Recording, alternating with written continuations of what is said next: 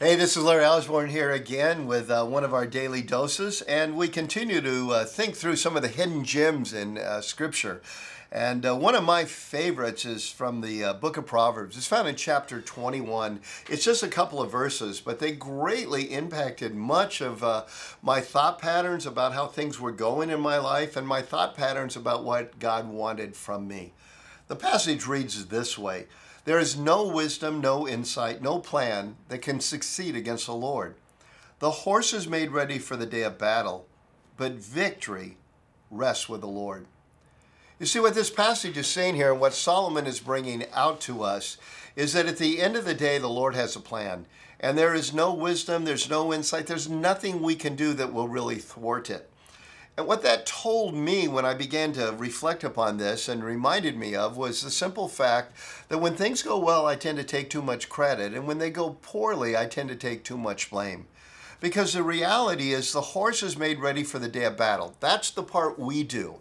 If you're a parent, you're doing the best you can. If you're in a field of business, you're doing the best you can. If you're in a ministry area, you're doing the best you can. Everywhere we should prepare the horse to the best of our ability.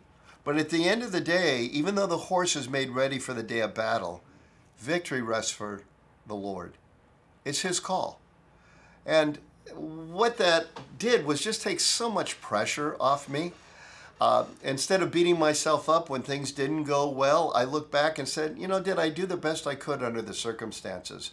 When things went incredibly well, I didn't want to pat myself on the back in the same way and let that arrogance and pride come, because all I'd really done is prepare the horse for battle. And by the way, I hope you caught that little phrase I just used. Did I prepare the horse for battle to the best of my ability under the circumstances? You see, you and I will never, ever have done everything we can in any area of our life. There's always something left on the table. There's always a little bit more that we could have done. And the Lord is never asking us for perfection. He's asking, did you do the best you can under the circumstances? If you're a stay-at-home mom with a couple of preschoolers underfoot right now, the best you can might be to just survive. Maybe you're in a zone of overload and stress and you're incredibly tired right now, and the best you can under the circumstances is nothing like the best you could if everything was going well. You see, it's the best I can under the circumstances. I have a Lord who will then say, "Well done, thou good and faithful servant." And then I have a Lord who decides whether I win or lose, whether the victory is delayed or never comes, or instantaneously comes. Victory rests with the Lord. Preparing the horse. That's your job. That's my job.